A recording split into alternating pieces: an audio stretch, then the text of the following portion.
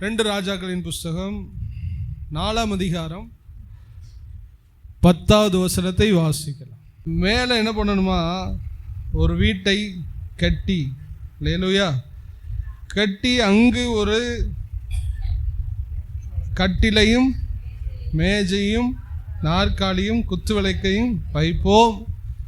அதுக்கப்புறம் என்ன நடக்குதுன்னா, அவர் நம்மிடத்தில் வந்து அவர் அங்கே தங்கலாம் என்று சொல்லி இந்த வேத பகுதி, இந்த வசனம் நமக்கு நிறைவு செய்கிறது. ஆண்டவராகிய இயேசு இந்த நாளில் நம்மோடு கூட தம்முடைய வார்த்தையின் வழியாய் வெளிப்படுவாராக. எலிசா சூனேம் ஊர் என்கிற ஊரில் பல இடங்களில் ஊழியம் செய்தார். சூனேம் என்கிற ஊரில் ஊழியம் செஞ்சுட்டு வரும்பொழுது அங்கே என்ன நடக்குதுன்னா, ஒரு பெண், ஒரு ஒரு கணம் பொருந்திய ஒரு பெண், ஒரு பெரிய ஒரு விஐபி குடும்பம்னு வச்சுக்கிறீங்களேன், இந்த ஊர்லேயே ஒரு மதிப்புள்ள ஒரு குடும்பம். அவங்க வந்துட்டு எலிசாவை வாட்ச் பண்ணிக்கிட்டே இருக்காங்க. போகும்போது வரும்போது அவர் எப்படி, அவருடைய சுபாவம், அவருடைய கேரக்டர், அவர் பேசுகிறது, அவருடைய தன்மை எல்லாவற்றையும் வாட்ச் பண்ணிக்கிட்டே இருக்காங்க. எலிசா கிட்டத்தட்ட ஒரு நடுவயதை தாண்டி ஒரு வயதான தோற்றத்துக்கு போகிற ஒரு நேரம் அது. இப்படி போய்கொண்டிருக்கும் பொழுது ஒவ்வொரு நாளும் கவனித்து கொண்டிருந்த அந்த பெண் தன் கணவரிடத்தில் ஒரு காரியத்தை சொல்லுகிறார். நம்மிடத்தில் வந்து போகிற இந்த மனுஷன், இந்த தேவ மனுஷன், இந்த மனுஷன் ஒரு தேவ மனுஷனை போல தெரிகிறார். அதனால இவ்வளவு நாள் நம்ம வீட்டுக்கு வர்றாரு, சாப்பாடு கொடுக்குறோம், சின்ன கொஞ்சம் நேரம் ரெஸ்ட் எடுக்க வைக்கிறோம். இவர் நிரந்தரமாக நம்ம மத்தியில் வந்து ரெஸ்ட் எடுப்பதற்கு, தங்குவதற்கு நம்ம ஒரு வாய்ப்பை ஏற்படுத்தி தர வேண்டும் என்று அவங்களுக்குள்ளே பேசிக்கிறாங்க. அதுக்கு முன்னாடி எலிசா போகும்போதெல்லாம் வர வைப்பாங்க, ஐயா கொஞ்சம் ரெஸ்ட் எடுங்க அப்படின்னு சொல்லுவாங்க. அவர் ரெஸ்ட் எடுப்பார். சாப்பிட சொல்லுவாங்க, சாப்பிடுவார். அப்புறம் அவர் போயிடுவார். வீடு வந்து கம்ஃபர்டபுளாக இல்லை. வீட்டில் இவங்க நடமாடுறாங்க, இவங்க கணவன் மனைவி, அவங்களுக்கு குழந்தை கிடையாது, அவங்களுடைய உறவினர்கள் யாரும் வந்து போவாங்க, முக்கியமான நபர்னால முக்கியமாக யாராவது வரலாம். அப்போ இவங்களுடைய வீட்டில் எல்லா வேலையும் நடந்துக்கிட்டு இருக்கும்போதே இந்த எலிசாவும் அந்த வீட்டுக்குள் கீழ் வீட்டில் அவர் ஒரு ஓரத்தில் ஒரு இடத்துல அவர் ரெஸ்ட் எடுக்கும்படி அவர் வச்சுருக்காங்க. இது இப்படியே நடந்துக்கிட்டே இருந்ததுனால தான் கணவன்கிட்ட சொல்கிறாங்க, நம்ம வீட்டுக்கு அடிக்கடி வந்துட்டு போகிறார்ல இந்த ஐயா, அந்த வயசானவர், இவர் ஒரு தேவ மனுஷன், இவருக்கு நம்ம வந்துட்டு இப்படி ஒரு அசௌகரியமாக நம்ம வீட்டில் ஒரு இடத்த கொடுக்கறது நல்லதில்ல. இதனால் நம்ம என்ன பண்ணுவோம், மே ஃப்ளோரில் ஒரு ரூம் என்ன பண்ணிடுவோம் கட்டி, இவரை நம்மளுடைய எந்த டிஸ்டர்பன்ஸும் இல்லாமல் என்ன பண்ணணும், தங்க வச்சு இவரை பராமரிக்கணும், இவருக்கு தேவையான எல்லா பொருளையும் என்ன பண்ணணும், கொடுக்கணும் அப்படின்னு சொல்லிட்டு ஃபேமிலிக்குள்ளே என்ன பண்ணுறாங்க, பேசிக்கிறாங்க. ஃபேமிலிக்குள்ளே பேசினோடனே ஃபேமிலியாக கணவன் மனைவியாக இருந்தாலும் 2 பேரும் சேர்ந்து கர்த்தருக்கு ஏற்ற ஒரு முடிவை எடுக்கிறார். அப்படியே குடும்பங்களில் குடும்பமாய் சேர்ந்து ஆண்டவருக்கு ஏற்ற முடிவுகளை என்ன பண்ணணும், எடுக்கணும். ஒரு ஆள் வந்துட்டு ஒரு தேவ சித்தத்துக்கு எதிர்ப்பாக இருந்தால் ஒரு ஆள் என்ன பண்ணணும், அதை கண்டிக்கணும். இல்லை, நம்ம ஆண்டவருக்கு இதை செய்கிறது நல்லது. அப்போ 2 பேரும் சேர்ந்து, கணவன் மனைவி 2 பேரும் சேர்ந்து எலிசாவுக்கு வீடு கட்ட அல்லது ஒரு அறை கட்ட இவர்கள் தயாரானார்கள். நம்முடைய குடும்பமாக நம்ம ஆண்டவரை தேடும் பொழுது அதில் ஒரு ஆசீர்வாதம் இருக்கிறது. அல்லேலூயா. மனைவி ஒரு பக்கம் தேடிக்கொண்டிருக்க, கணவன் ஒரு பக்கம் தேடுறது நல்லது அல்ல. குடும்பமாய் நாம் தேவனை தேட வேண்டும். தேவனுடைய காரியத்தில் குடும்பமாக ஈடுபட வேண்டும். குடும்பமாக தேவனுக்கு எதிராக செயல்பட்டுறக்கூடாது. ஒரு காரியத்தை தவறாய் செய்யும் பொழுது ஃபேமிலியாக இருந்து அதற்கு ஒன்றாக இருந்தோமானால் குடும்பத்தோடு கூட நாம் சில சாபங்களை ஆண்டவரிடத்தில் வாங்க வேண்டியது வரும். எல்லாம் நான் உங்களுக்கு வேதத்தின் அடிப்படையில் தான் சொல்கிறேன். அனனியா சபிரால் அப்படித்தான் தங்களுடைய சொத்துக்களை விற்று எல்லாத்தையும் நம்ம கொடுக்க வேணாம், கொஞ்சம் இல்லைன்னு சொல்லிட்டு நம்ம அபகரிச்சுக்கலான்னு சொல்லிட்டு குடும்பமாய் அவர்கள் திட்டம் போட்டார்கள். குடும்பமாய் எதற்கு திட்டம் போட்டாங்க, தப்பு செய்கிறதுக்கு திட்டம் போட்டாங்க. ஆனால் குடும்பமாக அவங்க குடும்பங்களில் ஒரு சாபம் ஏற்பட்டது. முழு குடும்பத்துக்கு ஒரு சாபம் மொத்தமாக வந்து இறங்கிது. இப்போ ஆண்டவர் நம்மை இந்த ஞாயிற்றுக்கிழமையில் இந்த உயிர் தந்த நாள்னு வெளில கொண்டாடிக்கிட்டு இருக்கும்போது குடும்பமாக சாபம் இறங்குன்னு நான் சொல்ல வரல. குடும்பமாய் நாம் ஆசீர்வாதத்தை வாங்க வேண்டுமானால் ஃபேமிலியாக அட்டாச்மெண்ட்டாக எல்லாருமே தேவனுக்காக நம்ம எதாகிலும் செய்ய வேண்டும். தேவனுடைய காரியம் வந்தால் அதில் எல்லாரும் ஒன்று சேர்ந்துடணும். ஹல்லேலூயா. அதான் கர்த்தர் விரும்புகிறார். இப்படி ஆண்டவருக்காக இதை செய்வோம், இல்லை சபைக்காக இதை செய்வோம், இல்லை இப்படி நம்ம கூடி ஜெபம் பண்ணுவோம் அப்படின்னு நம்ம சொல்லிட்டா ஃபேமிலியில் உள்ளவங்க எல்லாரும் என்ன பண்ணிடணும், சேர்ந்துடணும். இங்கே வந்துட்டு அப்படி தான் ஒரு அறையை கட்டுவோம், அவரை தங்க வைப்போம்னு சொன்னோடனே கணவன் எந்த ஒரு பதிலை மாறுத்தரமும் சொல்லவில்லை. நீங்கள் கொஞ்சம் யோசித்து பாருங்கள். கொஞ்சம் கஷ்டமாக தான் இருந்துச்சு, ஆனாலும் அது ஆண்டவருடைய காரியம் என்பதற்காக அவங்க அதற்கு சேர்ந்துட்டாங்க. என்ன கஷ்டம் உங்களுக்கு புரியும். இவளுக்கு குழந்தை இல்லை, இவர் வேலை வெட்டிக்கு போகணும், இவர் தனியாக இருக்கிறா. எலிசாவோ ஒரு ஆம்பளையாள், அவர் வயசானவர் ஆக இருக்கலாம், அந்த டயத்தில் அவர் ஒரு ஏஜ் பர்சனாக இருக்கலாம். ஏன்னா அவரை மொட்டைத்தலையான்னு சொன்னார்னா அவருக்கு அரை மொட்டை என்கிற வழுக்கை தலை அவருக்கு இருந்தது. அரை மொட்டை லேவி ராமத்தில் முழு மொட்டை அரை மொட்டை அப்படின்லாம் இருக்கு. அப்போ வழுக்கத்தில் அவர் ஏஜை கொஞ்சம் கணக்கு பண்ணி பார்த்தோன்னா 60 to 70 வயதுக்குள்ளாக அவருடைய ஏஜ் இருக்கலாம். அந்த ஏஜ் பர்சனாக இருக்கலாம். ஆனாலும் கணவன் இப்போ வெளியில் எங்கே போகணும், மனைவி இப்போ என்ன பண்ணணும், வீட்டில் இருக்கணும். இது எதுக்குடா வம்பு அப்படின்னு சொல்லி சந்தேக பேரொழியாய் சில கணவர்கள் இருப்பார்கள். அப்படியும் அல்ல, அப்படி அதை தூக்கி ஓரம் வச்சுட்டு நம்ம சந்தேகத்தெல்லாம் நம்ம பின்னாடி வச்சுக்கிடுவோம். நம்மளுடைய திட்டங்களை எல்லாம் பக்கத்தில் தூரத்தில் வச்சுருவோம். முதல்ல இது ஒரு தேவனுடைய காரியம் என்று தேவ மனுஷனுக்கு அவர்கள் வீட்டில் இடம் கொடுக்க வேண்டுமானால் அந்த கணவனுடைய மனப்பான்மை எப்படி இருக்கும் நீங்கள் கொஞ்சம் யோசித்து பார்க்கணும். நான் எதுக்கு இதை சொல்ல வரேன்னா, குடும்பங்களில் ஆண்டவருடைய காரியத்தை செய்ய வரும்போது நிறைய நமக்கு பர்சனலாக நிறையா விஷயம் அஃபெக்ட் ஆகும். ஆனாலும் அதை தூக்கி எரிஞ்சிட்டு நாம் தேவனுக்காக காரியங்களை செய்வோமையானால் அந்த குடும்பம் ஆசீர்வாதமாக அமையும். நம்மளுடைய காரியங்கள் எல்லாம் கொஞ்சம் ஓர வச்சிடணும். எனக்கு அசௌகரியமாக இருக்குது, நமக்கு அது ஒத்து வராது, அதனால இது எதுக்கு போட்டு வம்பு அப்படின்னு தேவனுடைய காரியத்தை நம்ம மறுத்தால் தேவனுடைய ஆசீர்வாதங்களை நாம் பெற்றுக்கொள்ளவே முடியாது. இவர்கள் குடும்பமாய் ஓகே வீடு கட்டிடுவோம் அப்படின்னு பிளான் போட்டாங்க. பிளான் போட்டு என்ன கட்டணுமா, அங்கே கட்டில் வாசிங்க எதை திரும்ப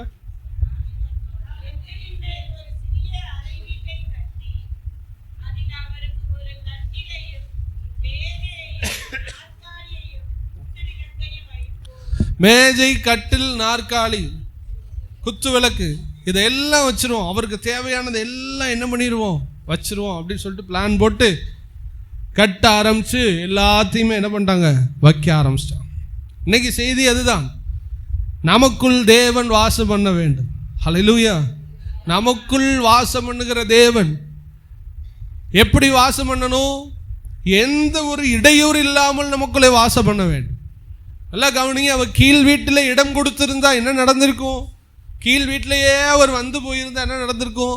இவர் உட்கார்ந்துருக்கும் போதே அங்கே பாத்திரம் வளர்க்குற சவுண்டு, இவன் உட்கார்ந்துருக்கும் போதே அங்கே பிஸ்னஸுடைய கணக்கு வழக்கு, மொத்தத்தில் இவருக்கு ஏண்டா இந்த வீட்டில் இருக்கிறோன்னு சொல்கிற அளவுக்கு குடும்ப பிரச்சனைகள் இந்த எலிசாவை என்ன பண்ணியிருக்கும், ரொம்ப அஃபெக்ட் பண்ணி டிஸ்டர்ப் ஆகிருக்கும். அவர் ஒரு தேவ மனுஷன்.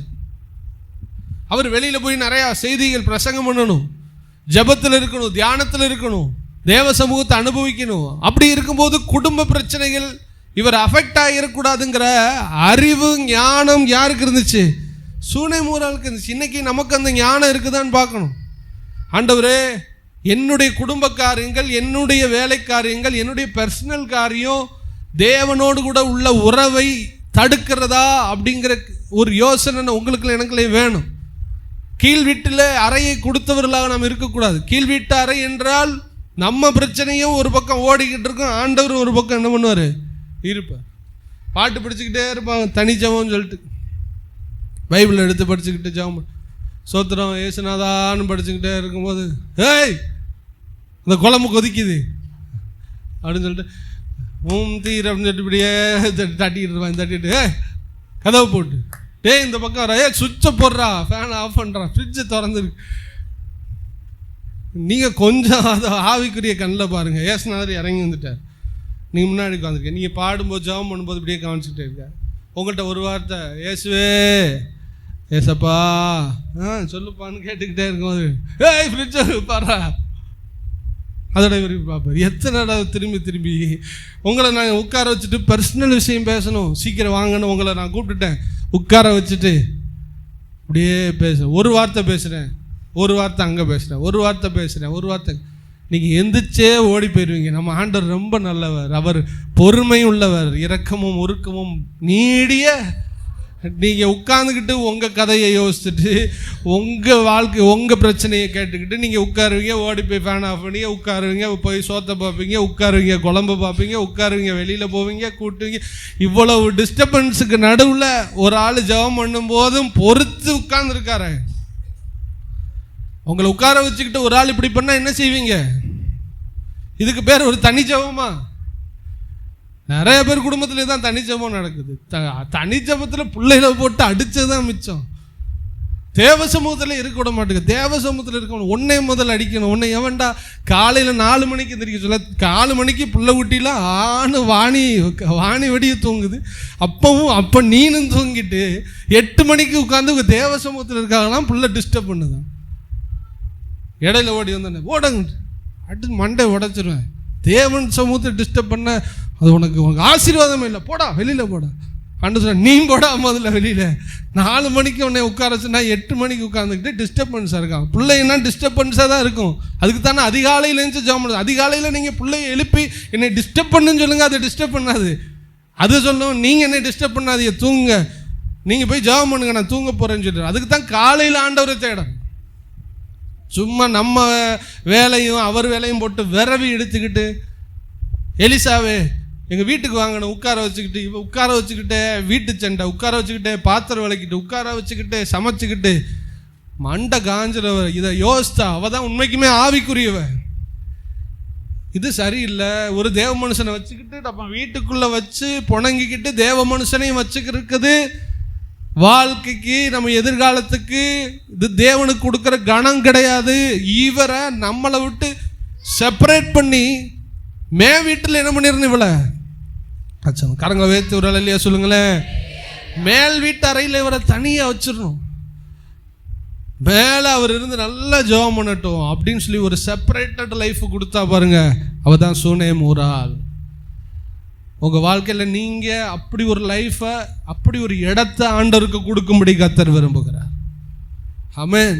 மேல் வீடு என்று சொல்லும்போது நிறைய ஆசீர்வாதங்களை வேதாகமத்தில் என்ன பார்க்குறோம்.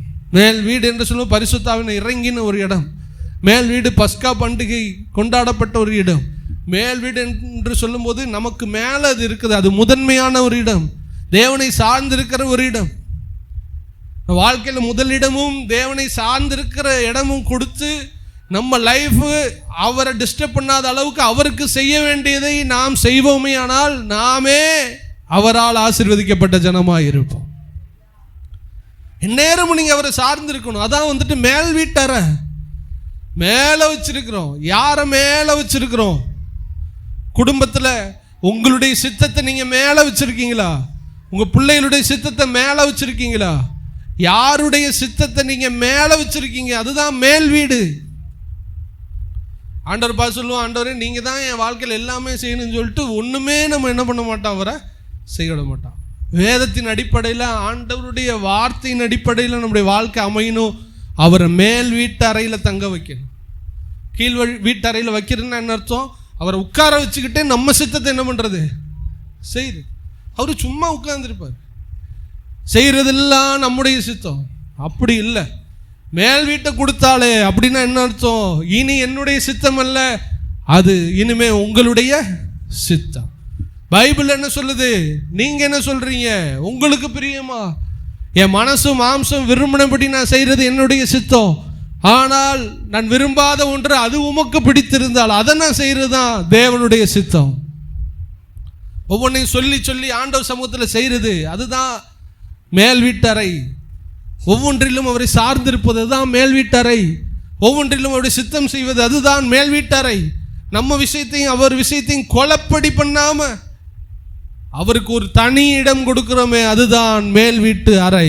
ஆண்டவரை கனப்படுத்த நீங்க விருப்பம் உள்ளவங்களா இருந்தீங்கன்னா இதை நீங்க செஞ்சாகணும். உங்க உங்க உங்க வீட்டுக்குள்ள ஆண்டவர் வழிபோக்கனை போல வந்துட்டு போகக்கூடாது. அவர் வீட்டில் நீங்க தங்கி இருக்கணும். அவர் தான் நம்முடைய வீட்டின் உரிமையாளர். நம்ம வீடை கட்டி வெளியில பெரிய போர்டு போடுவோம், இது இயேசுவே அந்த வீட்டின் அவர் பேசுறத கேட்கவே மாட்டோம். தலைவர் என்றால் அவருக்கு ஒரு மரியாதை இருக்கும். அவர் தான் வீட்டு தலைவர் என்றால் உங்க வீட்டில் எடுக்கிற எல்லா முடிவுகளும் வேதத்தின் அடிப்படையில் இருக்கணும். அப்போ கீழ் வீட்டறையில் வழிபோக்கனாய் வந்து போன எலிசாவை நிரந்தரமாய் தங்கும்படி மேலே ஒரு இடத்த கொடுத்துட்டா. உங்க வீட்டில் ஆண்டவர் வழிபோக்கனா வந்துட்டு போகக்கூடாது, நிரந்தரமாக தங்க வேண்டும். ஆண்டவர் சொல்றாரு, உங்களுடைய நீங்களே உங்கள் சரீரமே நான் தங்குகிற ஆலயமாக இருக்கிறது. நீங்கள் நம்ம அதை புரிஞ்சுக்கணும். ஆண்டவர் உங்களிடத்துல தங்கும்படி உங்கள் உள்ளத்தை நீங்கள் முழுசா ஒப்படைச்சிட்டீங்களா, இல்லை வழிபோக்கனாய் வந்து போகிறாரா? ஆண்டவர் பார்த்து சொல்லுங்க, ஆண்டவரே இனிமேல் எனக்குள்ள நீர் நிரந்தரமாய் தங்குவீராக. சொல்லுங்க, ஆண்டவரே இனிமேல் எனக்குள்ள நீர் நிரந்தரமாய் தங்குவீரா. என் விஷயத்தையும் உங்க விஷயத்தையும் நான் ரெண்டையும் கலந்துட மாட்டேன். சொல்லுங்க, என் விஷயத்தையும் உங்க விஷயத்தை நான் கலந்துட மாட்டேன். உமக்கே நான் முதலிடத்தை கொடுப்பேன், உண்மையே நான் சார்ந்திருப்பேன். அல்லேலூயா. இப்படி பண்ணா பாருங்க, அந்த பெண் அந்த குடும்பத்தில் கர்த்தர் வாசம் பண்ணிட்டார். அல்லேலூயா. இவன் நிறைய காரியங்களை செஞ்சா. மேஜை செஞ்சா, குத்து விளக்கு செஞ்சா, கட்டில் செஞ்சா, இன்னொன்று என்னது நாற்காலி செஞ்சா. எல்லாவற்றையும் நாம் இன்னைக்கு தியானிப்பதற்கு நமக்கு நேரம் போதாது. அதில் இந்த கட்டில் என்கிறத மட்டும் நம்ம ஃபர்ஸ்ட் பார்த்து நாம் நிறைவு செய்ய போகிறோம். கட்டில் என்றால் இளைப்பாறுதல். வழிபோக்கராய் வந்து போய் கொண்டிருந்த எலிசா கீழ் வீட்டில் எங்க தூங்கினாரோ தெரியாது. ஐயா ஒரு நிமிஷம் அப்படின்னு சொல்லி கதவை திறந்துருப்பாங்க, கீங்கன்னு கதவை திறந்துருப்பாங்க. இவர் அப்போ தான் தியானத்தில் போயிருப்பார். போய் வந்து பிள்ளைய ட்ரெஸ் எடுத்துகிட்டு வெளில போயிருப்பாங்க. திரும்ப உள்ளே வந்திருப்பாங்க, திரும்ப அவங்க ட்ரெஸ்ஸு, திரும்ப வந்துட்டு இந்த சாம்பாரை பொடி எடுத்துகிட்டு போகிறேன் வெளியில் வந்து எடுத்துகிட்டு. ஐயோ இவர் மண்டை காஞ்சு போயிருக்கு. இதையெல்லாம் பார்த்து தான் ஒரு வீடை கட்டுறான். நான் இதை எதுக்கு இவ்வளோ விலைக்கு உங்கள் நடைமுறையில் சொல்லி வர்றேன்னா, உங்கள் வாழ்க்கைக்குள்ளே இயேசு இப்படி உங்கள் ஏசப்பாவை நீங்கள் இப்படி வச்சுருக்கீங்களா, ஆவியானவர் இப்படி வச்சுருக்கீங்களா, இல்லை அவருக்கு எந்த டிஸ்டர்புமே பண்ணாமல் உங்கள் இஷ்டத்தின்படி செய்யுங்கப்பா, நீங்கள் என்னை ஆளுங்கன்னு சொல்லி அப்படி ஒரு செப்பரேட்டட் லைஃப்பை ஏசப்பா வாழும்படி நம்ம கொடுத்துட்டோமா அப்படிங்கிறத நீங்கள் என்ன பண்ணணும், யோசிக்க. அப்போ வந்து இந்த எலிசா வந்து கீழே ஏதோ ஒரு முக்கில் தூங்கி கிடந்திருப்பார். லைட் ஆஃப் பண்ண நினச்சிருப்பார், முடியாது. சவுண்டு கேட்டிருக்க முடியாது. பாவம் பரிதாப கோலமாய் படுத்து கிடந்திருப்பார். ஆனால் இப்பொழுதோ அவள் வளர்ந்து வருகிற விசுவாசி சூனேன். ஒரு வளர்ந்து வருகிற விசுவாசி ஆண்டவருக்கு ஒரு தனிப்பட்ட ஒரு லைஃப்பை கொடுக்கணும்.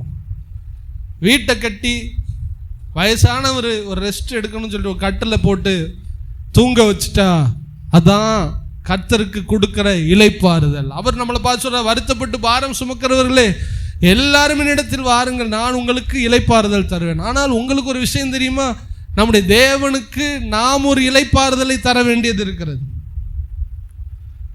நமக்கு நோக்கமெல்லாம் நம்ம ஆண்டவர்கிட்ட இருந்து என்ன பண்ணணும், இளைப்பாறுதலை வாங்கணும். ஆனால் ஆண்டவரை எப்போ இளைப்பாற பண்ண போகிறோம்?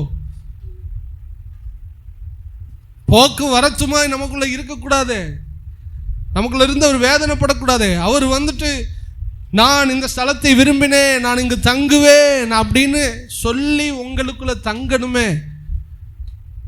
சீயோனை தமக்காக தெரிந்து கொண்டு அதில் தங்கணுமே. உங்களுக்குள்ள தங்குறதுக்கு அவ்வளோ ஃப்ரீ ஸ்பேஸ், மாசற்ற ஒரு இடம், அவர் விரும்புகிற ஒரு இடம், அவர் டிஸ்டர்ப் பண்ணாத ஒரு இடம். அப்படி உங்க உள்ளத்தில் இடம் கொடுத்துருக்கீங்களா? அல்லேலூயா. இல்லை உங்கள் லைஃப்பில் ஆவியானவர் வந்துட்டு போகிறாரா? ஞாயிற்றுக்கிழமை எப்போ வருவார் சொல்லுங்கள், ஆவியானவர் டைம் சொல்லுங்கள் பார்ப்போம். ஆவியானவருக்கு நம்ம என்ன பண்ணியிருக்கோம், ஒரு டைம். அதுக்கு மேலே வந்தாலும் அவர் வர விட மாட்டோம். ஏன்னா நமக்கு அடுத்து என்ன பண்ணணும், சின்ன பிள்ளை வசனம் சொல்லணும், சாட்சி சொல்லணும், போங்க ஓடுங்க, முதல்ல லேட் ஆகிட்டு. இங்கே இவ்வளோ பேர் லைன் கட்டி நிற்கிறான், நான் பிரசங்கம் முடிக்கணும், லீடிங் ஆகுது, இதாவது போயிட்டே இருக்கணும் வேலையை முடித்தா. அப்போ நம்ம ஒரு டைம் வச்சுருக்கிறோம். ஆண்டவர் உள்ள அப்படி டிஸ்டர்ப் பண்ணாமல் இருக்கணும். ஒழுங்கு நமக்கு முக்கியம் தான். நான் அதை ஒரு காமெடிக்கான சொல்கிறேன்.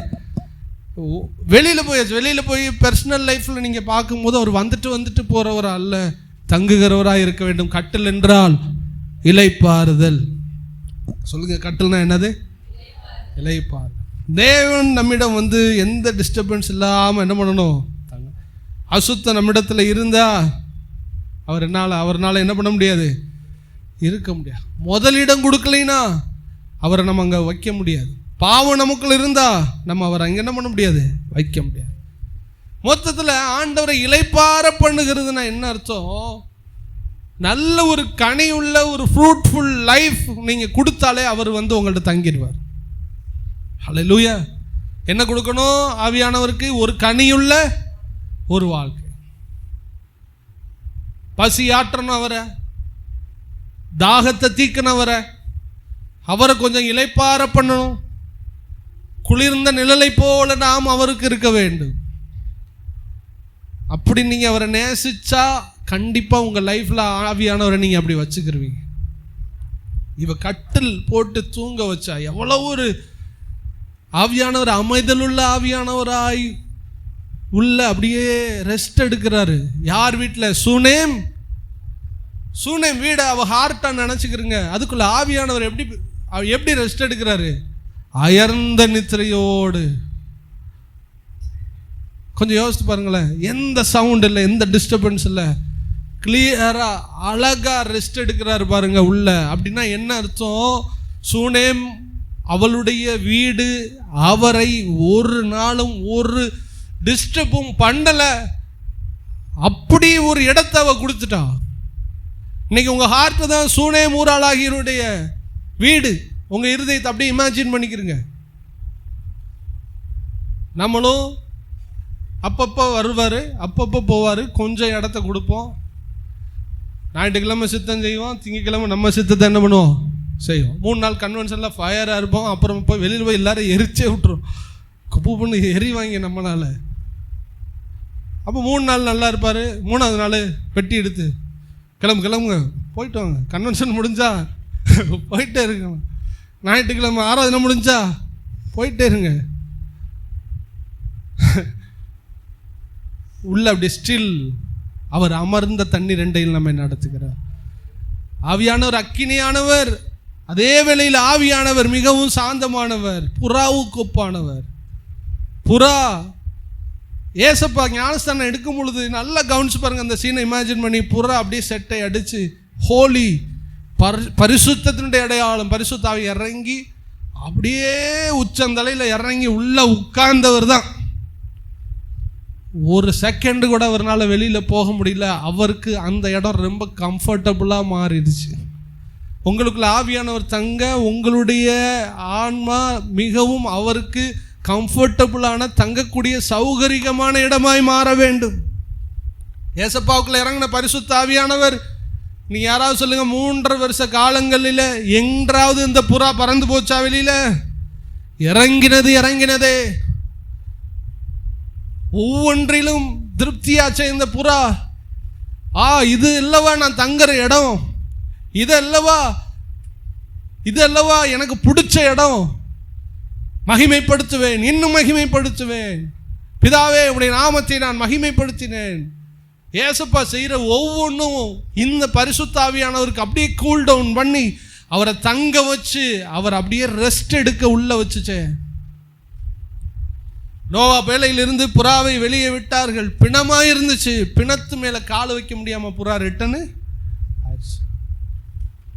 அப்போ உங்களுக்குள்ள இந்த வீட்டுக்குள்ள ஒரு வாரம் தங்கியிருக்காரு. அப்புறம் பாவம் செய்கிறோம். புறா என்ன பண்ணிடுது?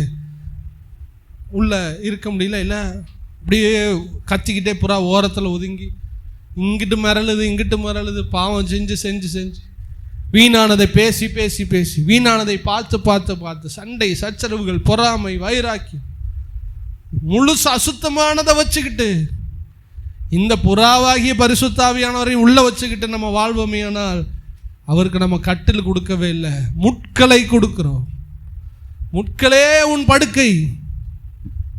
லூசிபருக்கு கொடுக்கப்பட்ட சாபத்தின் வார்த்தை. ஆவியானவர் உங்களுக்குள்ள இருந்தா முட்களை அல்ல, நீங்கள் நானும் பஞ்சு மெத்தையாக ஆண்டவரை தங்க வைக்கக்கூடிய ஒரு இருதயமாய் நீங்கள் மாறுவீர்களானால் என் ஆண்டவராகிய பரிசுத்த ஆவியானவர் நமக்குள்ளே தங்குவார். அல்லேலூயா. கட்டில் என்றால் இளைப்பாறுதல்.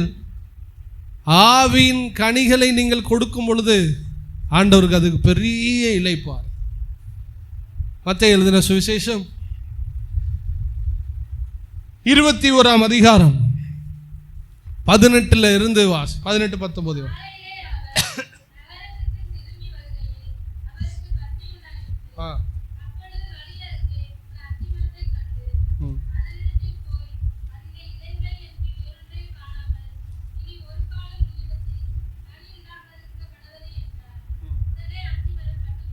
பாருங்க, காலையிலே அவர் நகரத்திற்கு திரும்பி வருகையில் அவருக்கு பசி உண்டாயிற்று. அப்பொழுது வழி அருகே ஒரு அத்தி மரத்தை கண்டு அதனிடத்தில் போய் அதனுடைய இலைகள் அன்றி கனிகள் இல்லாததினால் அதை என்ன பண்ணார்? அவரு சபித்தார். கவனிங்க, இந்த அத்தி மரம் தான் நீங்களும் நானும்.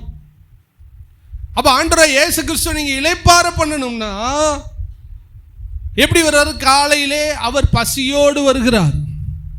பசியோடு வனாந்தர வழியாய் நடந்து வருகிறார். இஸ்ரவேல் தேசம் முழு வனாந்தரம் நடந்து பயங்கர வேர்வை, ரெஸ்ட் எடுக்கணும், தங்கணும், ஏதாவது சாப்பிடணும், பசியாறணும் அப்படின்னு சொல்லிட்டு வரும் பொழுது தூரத்தில் ஒரு அத்தி மரத்தை பார்க்கிறார். அத்தி மரம் முழுசு இலைகளால் நிரம்பி இருக்கிறது. இலை நிரம்பி இருக்குது. அத்திமரத்துடைய ஸ்பெஷல் இலைகள் நிரம்பி இருக்கும். இலைகளுக்கு உள்ளே கனிகள் இருக்கும்.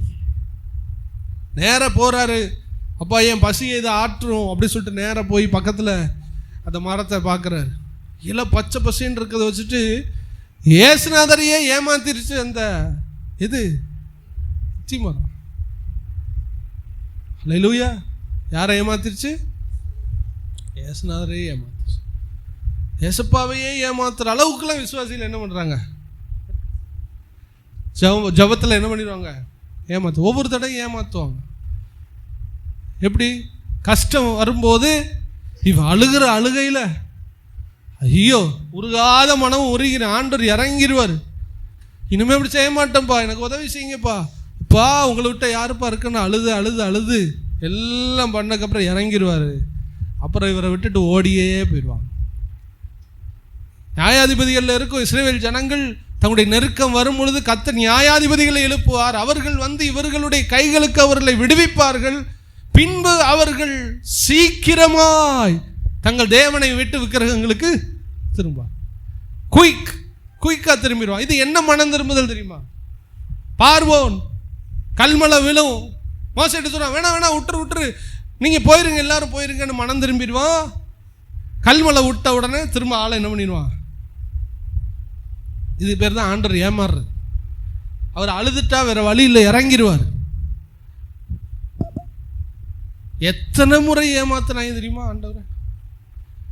இன்னைக்கு நீங்க பாருங்க, நீங்கள் நானும் அந்த இலை உள்ள அத்திமரமா மாறிடக்கூடாது. கஷ்டம் வரும்போது அழுகாத அழுகையும் கிடையாது, திரும்பாத மனம் திரும்புதலும் கிடையாது. மனம் திரும்பி வாயில சோத்திரம் சோத்திரம் சொல்லிக்கிட்டே இருப்பாங்க. சோத்திரம் சோத்திரம் சோத்திரம் சேவ் பண்ணுவாங்க, ஃபாஸ்டிங் இருப்பாங்க. அது என்னென்னலாம் ஆக்சிடென்ட் பண்ணுவாங்க பார்த்துருக்கீங்களா? அவங்க எவ்வளோ இலை மனம் திரும்பின மாதிரி மனம் திரும்புவாங்க. ஆக்சுவலாக மனம் திரும்பி ஆண்டவர் இறங்கிடுவார்.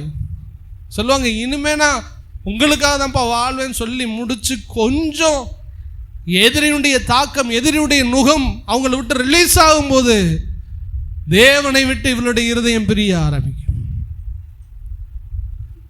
தற்காலிக மனம் திரும்புதல் அல்லது தேவைக்கு மனம் திரும்புதல். இப்படி பண்ணும்போது ஃபுல்லாக ஏசு என்ன பண்ணுறாரு? பாவம்னு என்ன பண்ணுறாரு? இறங்குறாரு. ஆகாப் அழுது துக்கிக்கும் போது எலியாட்ட சொல்கிறாரு, எவ்வளவா இவன் தன்னை தாழ்த்துக்கிறான் பாடுறா. ஆகாபுக்கு தேவன் சாட்சி கொடுத்தாருன்னா பைபிளில் தான். ஆகாப பாடுறா, எவ்வளவு பெரிய ஆள் தெரியுமா? துரோகி, பாவி. அவன் தாழ்த்தி இறங்கின உடனே தீர்க்கதரிசி சொல்றாரு, எவ்வளவாய் தன்னை தாழ்த்துறான்டா, பாவண்டா. அதுக்கப்புறம் ஆகாப் என்ன பண்ணிடுவான்? திரும்ப வேலைய சமயத்துக்கு ஏற்ற கிறிஸ்தவர்கள். நல்லா கவனிங்க, உங்களுடைய மனம் திரும்புதல் எப்படி இருக்கிறது? தேவைக்கு தேவனை தேடிட்டு தேவையில்லாத பொழுது தேவனை விட்டு விடுகிற அப்படியே ஏற்பட்ட சூழ்நிலை நமக்கு வேண்டாம். ஒன்று, எப்பொழுதும் ஒரே மாதிரி நாம் தேவனை நேசிக்க வேண்டும். இந்த மாய்மால நமக்குள்ள இருக்கக்கூடாது. இலைகளை பார்க்குறாரு, நேர ஓடி போய் கிளைகளெல்லாம் எடுத்து விட்டுட்டு உள்ள ஏதாவது பழம் இருக்குமான்னு உள்ள தேடி பார்த்தா ஒரு கனியும் இல்லை. உடனே தூக்கி, இனி உன்னிடத்தில் எந்த கனியும் இனி முளைக்காதபடிக்கு சபிக்கிறேன் அப்படின்னு சொல்லிட்டு சபிச்சுட்டு போயிட்டான். ஹல்லேலூயா. நம்முடைய வாழ்க்கையில் மாய்மாலம் இருக்கவே கூடாது. உங்கள்கிட்ட என்ன ஆண்டவர் எதிர்பார்க்கிறார்? கனியை எதிர்பார்க்கிறார், பேச்சை அல்ல. கர்த்தர் எதை எதிர்பார்க்கிறார்? நம்ம இடத்துல பலனையே எதிர்பார்க்க. இப்போ ஆண்டவர் இளைப்பாற பண்ணணும்னா நீங்கள் நான் என்ன செய்யணும்? ஆண்டவருக்கு பிடித்த ஸ்வாவங்களை உங்களிடத்தில் வெளிப்படுத்தும் பொழுதுதான் என் தேவன் உங்களிடத்தில் இளைப்பாறுவார். எத்தனை பேர் ஆண்டவர் இளைப்பாற பண்ண விரும்புறீங்க? சொல்லுங்க. எத்தனை பேர் இளைப்பாற? எல்லாருமே என்ன பண்ணுறோம்? இளைப்பாற பண்ணா நீங்கள் ஒன்றே ஒன்று செய்யணும். நம்ம பேசுகிற பேச்சு, நம்ம போடுற ஆக்ஷனு, நம்முடைய ஊழியம், நம்முடைய பொறுப்புகள் எதையும் ஆண்டவர் கண்டு ஏமாற மாட்டார். உங்கள் ஆண்டவரை, என் ஆண்டவரை நம்ம பிரியப்படுத்தணும்னா ஒன்றே ஒன்று தான் செய்யணும். அவர் உங்கள் மேலே பிரியமாக தங்கணும்னா நீங்கள் ஒன்றே ஒன்று தான் செய்யணும். அவருக்கு பிரியமான ஆவியின் கனிகளால் நீங்கள் நிரப்பப்படும் பொழுது என் ஆண்டவர் உங்களுக்குள்ள இருந்து திருப்தி அடைவார். அப்போ தான் அவர் ஒரு ரெஸ்ட் எடுப்பார். உங்களுக்குள்ள நல்லா சாப்பிட வைக்கணும் ஆண்டவரை. ஆனால் இன்னைக்கு நம்ம என்ன கேட்போம்? என்னையும் நல்லா சாப்பிட வைங்க. ஆண்டவரை என்னைக்கு சாப்பிட வச்சோம்? பசியா இருந்தேன், எனக்கு உணவு தரவில்லை. தாகமாக இருந்தேன், எனக்கு நீங்கள் தண்ணீர் தரவில்லை. ஆண்டவரை சாப்பிட வைக்கணும். ஆண்டவர் வயிறு நிறைய போஷிக்கணும். ஆண்டவருக்கு சாப்பாடு எது? நம்ம செய்கிற ஊழியமா? இல்லை. நம்ம பேசுகிற பேச்சா? இல்லை. நம்முடைய யாருங்கிற பேக்ரவுண்டா? இல்லை. நீங்கள் நானும் கர்த்தருடைய சுவாவத்தை, கர்த்தருடைய கனிகள் என்றால் ஜீசஸ் கிரைஸ்டுடைய சுவாவத்தை உங்கள் லைஃப்பில் நீங்கள் வெளியே கொண்டு வரும் பொழுதுதான் நீங்கள் பரிசுத்த ஆவியானவரை திருப்திப்படுத்த முடியும். அவரை நீங்கள் கட்டிலே அமர்ந்து நித்திரை செய்ய வைக்க முடியும். இன்னைக்கு நீ யோசித்துக்கிறீங்க, நம்முடைய பெயர் கிறிஸ்தவர்களாய் வாழ்வதில் எந்த அர்த்தமும் கிடையாது. என் வாழ்க்கை, என் லைஃப் என் ஆண்டவரை திருப்திப்படுத்தும். நீங்கள் யாரையும் சந்தோஷப்படுத்த வேண்டிய அவசியம் இல்லை. நீங்கள் செய்கிற எல்லா நன்மைகளுக்கும் எல்லாரும் பாசிட்டிவாக அதை ஏற்றுக்கிடுவாங்கன்னு நீங்கள் சொல்ல முடியாது. உங்கள் பாசிட்டிவ் சில வேளைகளில் மற்றவங்களுக்கு நெகட்டிவாக என்ன பண்ணும்? சரி, நான் சொல்ல புரியுதா? உங்களுடைய நல்ல குணம் சிலருக்கு கெட்ட குணமாய் தெரியும். யாரை நான் பிரியப்படுத்த பேசுகிறேன்? மனுஷனையா? அழைத்த தேவனையா? நீ நிறைய பேர் மனுஷரை பிரியப்படுத்துறாங்க, மனுஷருக்குள்ள பிரிய, ஆனால் தேவனை பிரியப்படுத்துறதுக்கு யாருக்குமே முடியல. உங்களுக்குள்ள இருந்து கிறிஸ்துவனுடைய சுவாவம் வெளிப்பட்டு கொண்டே இருப்பதா? இதை உங்களுக்கு பசுமர தாணி போல உங்கள் இருதயத்தில் வச்சிருங்க, நச்சுன்னு. தேவனை நீங்கள் பிரியப்படுத்தினா வேற வழியே இல்லை. அவருடைய கேரக்டரை நீங்கள் வெளிப்படுத்தினால் மட்டுமே தேவன் பிரியப்படுவார். உங்கள் காணிக்கையில் மயங்க மாட்டார், உங்கள் ஊழியத்தில் மயங்க மாட்டார், உங்கள் பாடலில் மயங்க மாட்டார், நம்ம சபை பேக்ரவுண்டில் மயங்க மாட்டார், நம்முடைய ட்ரெஸ்ஸில் மயங்க மாட்டார். எதுலையும் அவருக்கு மயக்கம் வராது. அவருக்கு தேவை இலைகள் அல்ல, இலைகளுக்குள் இருக்கிற கனிகள். இலைகள் எல்லாம் நான் இப்போ சொன்னது, கனிகள் எல்லாம் இயேசுவை வெளிப்படுத்துகிற ஒரு லைஃப். ஹல்லேலூயா. அதான் கனியுள்ள லைஃப்பை நம்ம இளைப்பாறுதலுக்கு ஆண்டவருக்கு ஒப்படைக்கிறோம்.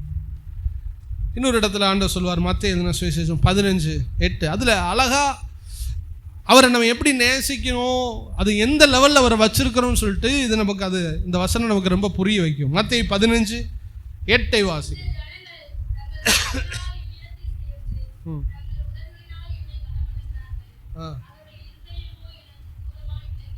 பாருங்க, இங்க என்ன சொல்றாரு, இந்த ஜனங்கள் தங்கள் வாயினால் என்னிடத்தில் சேர்ந்து தங்கள் உதடுகளினால் என்னை, அவர்கள் இருதயமோ,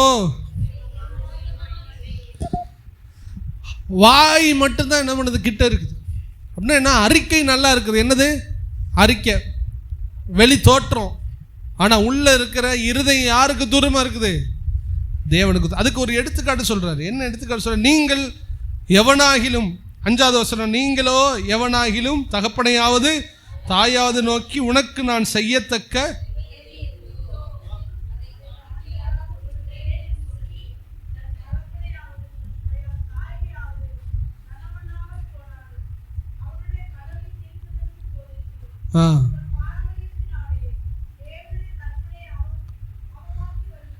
மேல இந்த எடுத்துக்காட்டு சொல்லிட்டு தான் கீழே சொல்றாரு, மாயக்காரரு. சொல்லுங்க. இருக்கட்டும். மேலே ஒரு எக்ஸாம்பிளை சொல்லிட்டு கீழே வர்றாரு. மேலே என்ன எக்ஸாம்பிள், ஒருத்தனுக்கு அப்பா அம்மா இருக்கு. நியாயப்பிரமாணம் என்ன சொல்லுது, தகப்பனையும் தாயையும் கனம் பண்ணுவாயாக. இவன் என்ன சொல்றான், தகப்பனையும் தாயையும் நான் கனம் பண்றேன், செய்யத்தக்க எது உதவி உங்களுக்கு இருக்கா அப்படின்னு சொல்லி இப்போ அப்பா அம்மா உட்கார வச்சுட்டு நேராக போய் பைபிள் போட்டிருக்குமா, அப்பாவையும் அம்மாவையும் என்ன பண்ணணும், கனம் பண்ணணும், நான் உங்களுக்கு ஏதாவது செய்யணுமான்னு இவன் கேள்வியை கேட்டுட்டு செய்யணுண்டான்னு சொல்றதுக்குள்ளேயே இவன் இடத்த விட்டு என்ன பண்ணிடுறது, வழியில் வந்து தகப்பனையும் தாயும் கனம் பண்ணாமல் போனால் அவன் கடமை. நல்லா கவனிங்க, வசனம் தெரியுது இவனுக்கு. என்ன தெரியுது இவனுக்கு, வசனம் தெரியுது. வசனத்துக்குரிய காரியத்தையும் வார்த்தையை மட்டும் சொல்றான். அதாவது மேல் பூச்சா இவங்களுக்கு என்ன செய்யணும், வசனம் இப்படி போட்டிருக்கு. நிறைய பேர் சொல்லுவாங்க, வசனம் இப்படி போட்டிருக்கு, வசனம் போட்டிருக்கியா, நீ என்ன முதல்ல பண்ற, வசனம் போட்டிருக்கு, வசனத்தின்படி வாழணும். வசனம் தெரியறது முக்கியம் இல்லை. மும்பையில் ஒரு பாஸ்டர் இருக்கிறார், ஆதியாகமம் முதல் வெளிப்படுத்தல் வரை பைபிள் திறக்காம அப்படியே சொல்லுவார். ஒரு காலத்தில் நன்றாயிருந்த ஊழியக்காரர், இன்று சாட்சி இல்லை. வசனம் தெரிகிறது முக்கியம் இல்லை, வசனம் வாழ்க்கையா மாறினாதான் முக்கியம். நீங்க சொல்றான் தகப்பனை தாயும் கனம் பண்ணணும்னு போட்டிருக்கு, உங்களுக்கு ஏதாவது நான் செய்யணுமா, சரி சொல்லிட்டு அவனுக்கு ஒண்ணுமே செய்யாம வந்துடும்.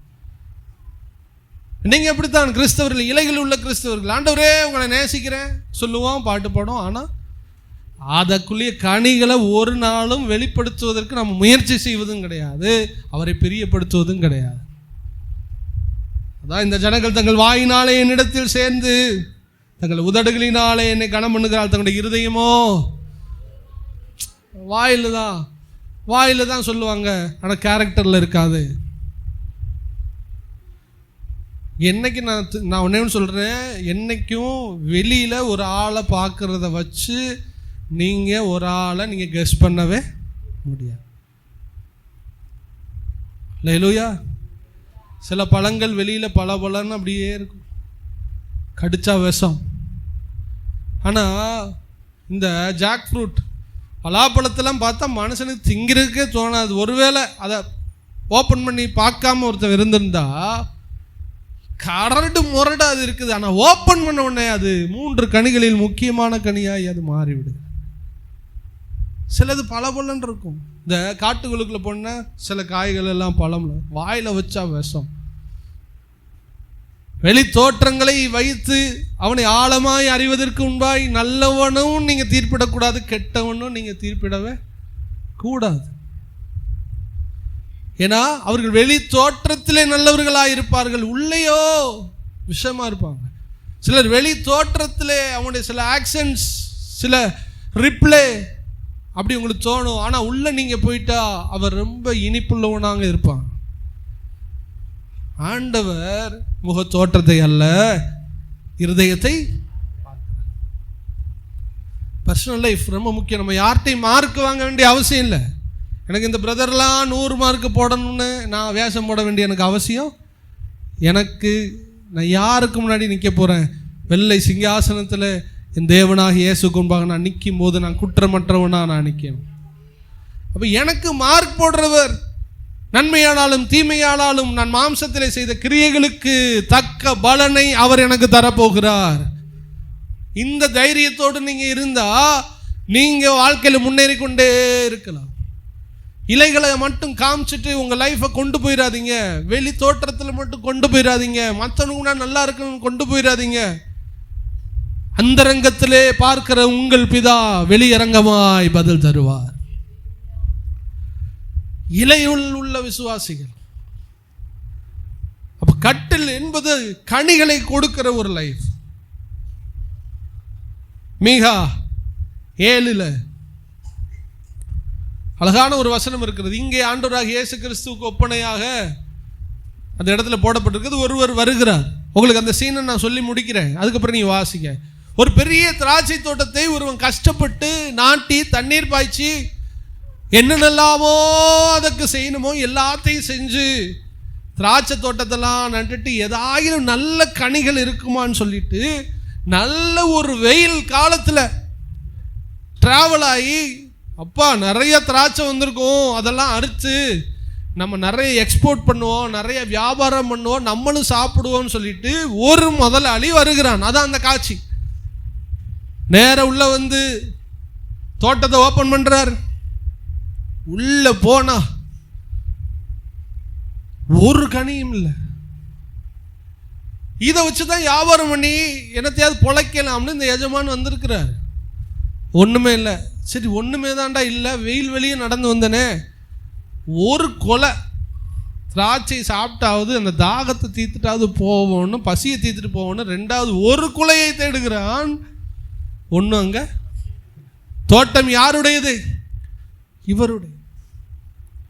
உங்களை என்ன ஆண்டவர் அழைத்திருக்கிறார்?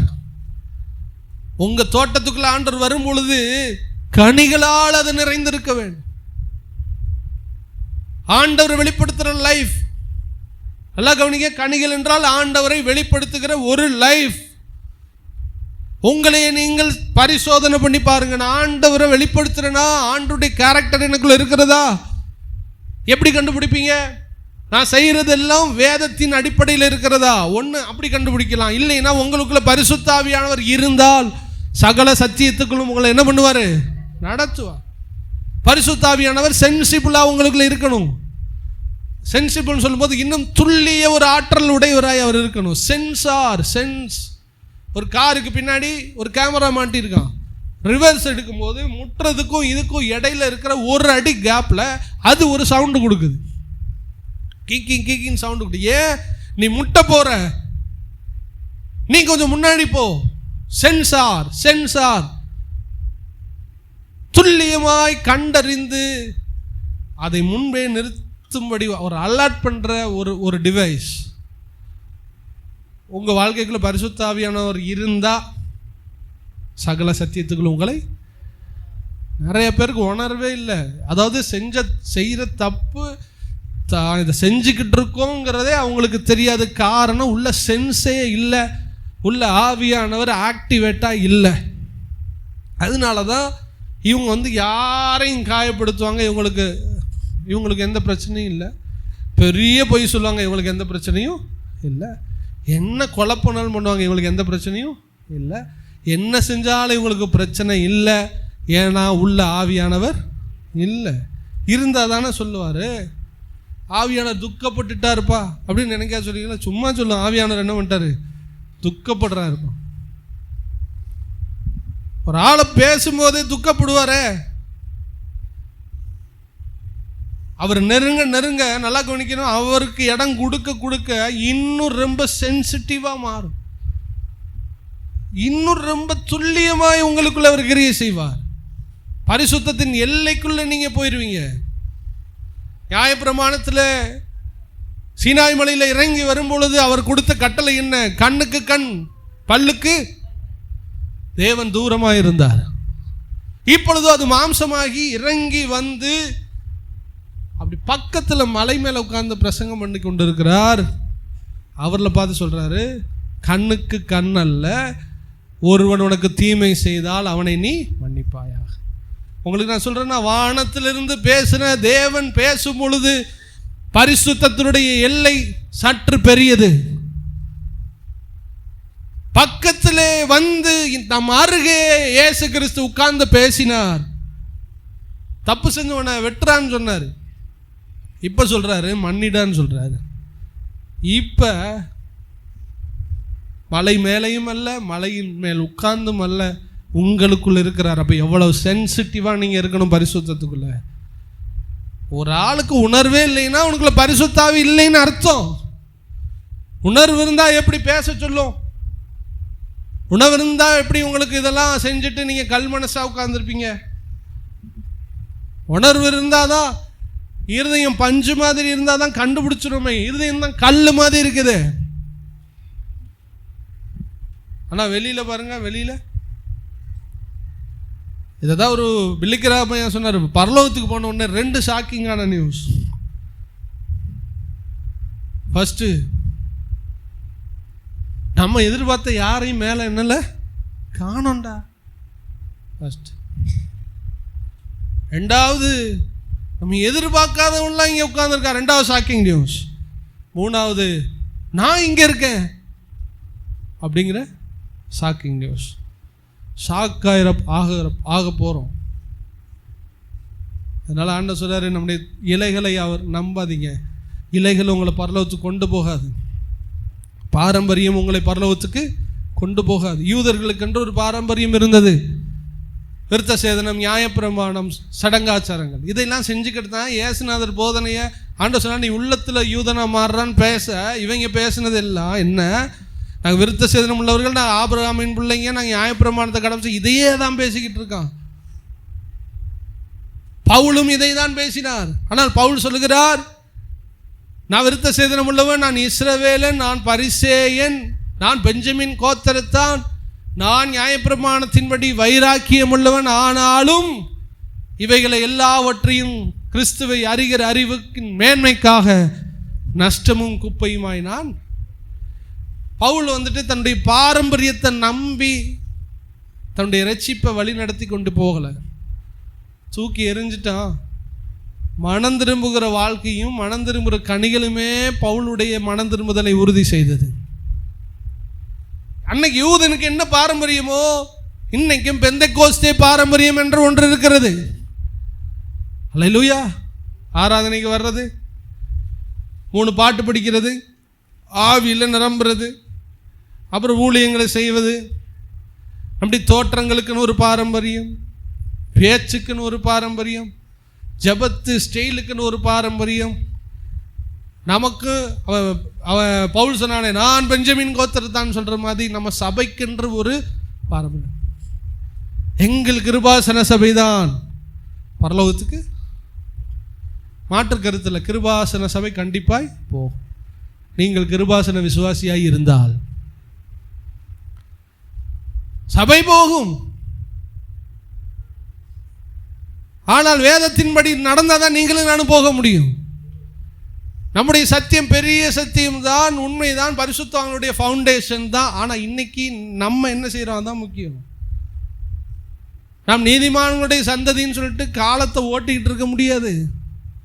ஆண்டவர் சொன்னாரு, தாவீதே, உனக்கு ஒரு விளக்கை அணையாமல் உன் சந்ததியை நான் கொண்டு வருவேன் சொல்லிட்டு சொல்றாரு. அவன் உண்மையா இருந்தால் அவன் சிங்காசனத்தில் யாரும் இறக்க முடியாது. இல்லைன்னா உன் மகனா இருந்தால் எனக்கு பிரச்சனையே இல்லை. அப்போ நல்ல கவனிங்க, சபை பேரை வச்சுக்கிட்டு பரலோகம் என்ன பண்ண முடியாது. பாஸ்ட் பேரை வச்சுக்கிட்டு பரலோகத்துக்கு போக முடியாது. உங்களுடைய வெளி இலைகளை போன்ற உங்களுடைய வெளியில் இருக்கிற நடவடிக்கைகள் வச்சு பரலோகம் போக முடியாது. மொத்தம் போகக்கூடிய ஒன்றே ஒன்று, நாம் ஸ்பிரிச்சுவல் ஆவிக்குரிய கனிகளை வெளியில் கொண்டு வரும்போது தான் நம்ம பரலோகத்துக்கு என்ன பண்ண முடியும், போகும். அப்போ உஷ்ண காலத்தில் வருவது போல வர்றாரு. ஆனால் சாப்பிட்றதுக்கு ஒரு கொலை கூட என்ன இல்லையா? நீ விசுவாசியுடைய நிலை அதுதான். பேருக்கு பெரிய தோட்டம் போல சபை, உள்ள வந்து பார்த்தா ஒரு கொப்பு கூட இருக்காரு, ஒரு கொலை கூட இருக்காரு. இப்படி ஏசுநாதர் இறங்கி வந்து இப்படி நிற்கிறாருன்னு வச்சுக்கிறோம். ஆவிக்குரிய பார்வையில் உங்களை பார்க்குறாருன்னு வச்சுக்கிறோம். சரி, முதல் லைன்லேருந்து வர்றாரு. சரி, பெஞ்சமின் எப்படி இருக்கான்? அவனுக்குள்ள என்னை திருப்திப்படுத்துகிற லைஃப் இருக்கா? நெக்ஸ்ட் அப்படியே ஆகாசம் வரிசையா வரிசையா வரிசையா வரிசையா இப்படியே வந்தால் எத்தனை தேரும்? அப்படியே வந்து ஃபுல்பிட்டில் ஏன் பக்கம் வந்துருக்குன்னா எத்தனை தேரும்? ஆனால் நம்ம எல்லாரும் ஆராதிப்போம், துதிப்போம், ஆண்டவர் பார்ப்பாரு. எல்லாம் யூஸ்லெஸ் ஃபெல்லோஸ், ஒன்றுக்கும் பயன்படாதவர்கள். செத்த சிங்கத்தை விட உயிருள்ள நாய். எல்லாம் சிங்கம் போல முகம் இருக்குது, ஆனால் உடம்புல அசைவே இல்லை. எல்லாம் செத்து போனது, செத்து போன சபை. உயிர் முக்கியம், கனிகள் முக்கியம், லைஃப் முக்கியம்.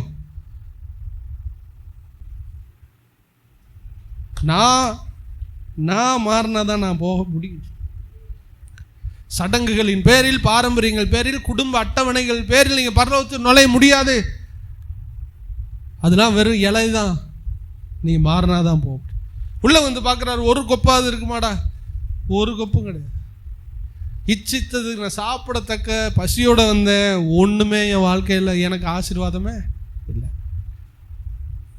ஆண்டவர்கிட்ட அந்த பேரை வாங்க. யார்கிட்ட என்ன பேர் வாங்குறோம் நமக்கு தேவை கிடையாது. ஒரு ஆள் தூசிக்கும், ஒரு ஆள் பெருமையாக பேசும், ஒரு ஆள் அப்படி இருக்கு பேச. இப்படி என் தேவனே, நீர் என்ன நினைக்கிறீர்? பரலோகத்திலிருந்து சத்தம் வந்துச்சே, அந்த சாட்சி நமக்கு போதும். என்ன வந்துச்சு? இவர் என்னுடைய நேசகுமாரன், இவர் மேல் நான். அந்த ஒரு சாட்சி போதும். ஆண்டவர் சொன்னார், நான் மனுஷனுடைய சாட்சியை நான் ஏற்றுக்கொள்வதில்லை, என் பிதா எனக்கு சாட்சி கொடுக்கிறார். என்ன சொல்றாரு? இவர் என் நேசகுமாரன், இவர் என் நேசகுமாரன். இந்த ஒரு வேர்டு போதும். இவர் என். உங்களை பார்த்து அந்த ஒன்று போதுங்க, நம்ம வாழ்க்கையில் ஜெயிச்சிடலாம். அப்போ இங்கே ஒன்றுமே இல்லைன்னு சொல்கிறாரு. கனிகள் ஒன்றுமே இல்லை. கனிகள் இவர் என்ன சொல்ல வர்றாரு? நீங்கள் கொஞ்சம் பாருங்கள். மீகால 7 3, 4, 5 வாசிங்க வேகமா. ஆ ஆ ம் ம்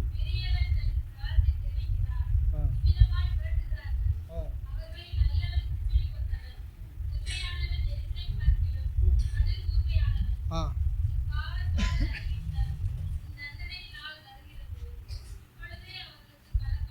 போதும்.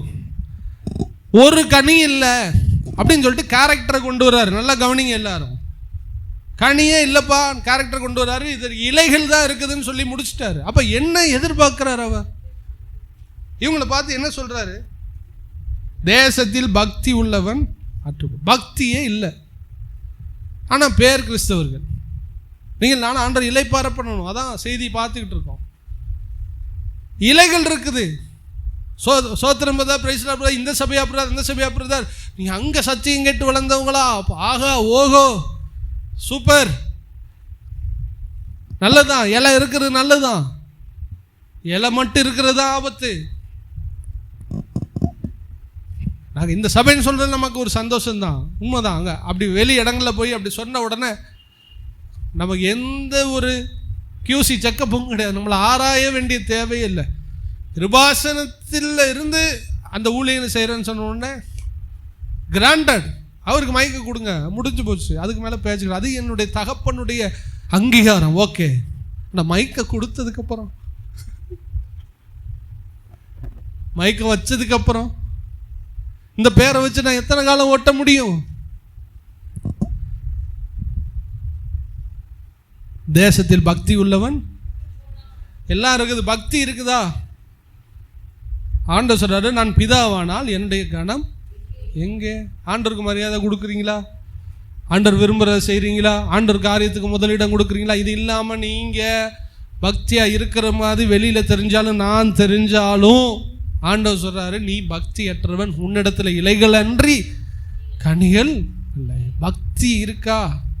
பக்தியை 2 பிரிக்கிறார். உலகத்தால் கரைபடாதபடிக்கு பார்த்துக்கிறணும், ஏழைகள் விதவைகளுக்கு உதவணும். அதாவது 2 பிரிக்கிறாரு. தேவனை பிரியப்படுத்தணும், மனுஷனுக்கு உதவியாக இருக்கணும். இன்னைக்கு ஆண்டவர் பார்வையில் ஒரு பக்தி இருந்தாலும் மனுஷனை பகைக்கிறவங்க எத்தனை பேர்? யார்கிட்டையும் நான் சண்டையே இல்லை பிரதர் அப்படின்னு நீங்கள் ஒரு ஆள் சொல்ல முடியுமா? அப்போ பக்தி தேவன் பக்கம் இருக்குது. ஒரு ப்ரேயர் பண்ணுறீங்க எல்லாம் ஓகே, ஆனால் second part Ephraim one side omelette, திருப்பி போடாத அப்பம், வெந்து வேகாதவன். ஒரு பக்கம் வெந்திருப்பான், ஒரு பக்கம் வேக மாட்டான். அதாவது ஆண்டவர்கிட்ட கரெக்டாக இருப்பான், மனுஷரோட சிடுமூஞ்சியோடு இருப்பான். எனக்கு சொன்னாங்க ஒரு அவிசுவாசி, அதாவது ஆண்டவரை பிடிக்கும் பிரசங்கம் கேட்குறவங்க, அவங்க குறிப்பிட்ட இன்னொரு விசுவாசியை பார்த்து என்கிட்ட சொன்ன வார்த்தை, வானத்திலேருந்து குதிச்சு வந்த மாதிரி எங்களை பார்த்தோன்னே ஒதுங்கி இப்படியே ஓடுறாங்க, நாங்களாம் எப்படி சபைக்கு வருவோம்? அதாவது பரிசுத்தமான உடனே, ரசிக்கப்பட்ட உடனே இவங்க என்ன பண்ணுறாங்க, இந்த ரின் விளம்பரத்தில் ஒரு பாதுகாப்பு வளையம் இருக்கு பாருங்களேன், அது மாதிரி ஒரு பாதுகாப்பு வளையத்தை போட்டு இப்படியே போவாங்க வருவாங்க. இவங்க யாரையும் பார்க்க கூட மாட்டாங்க. ஐயோ பார்த்தா என் பரிசுத்தம் கெட்டு போயிடும், பேசுனா பரிசுத்தம் கெட்டு போயிடும்.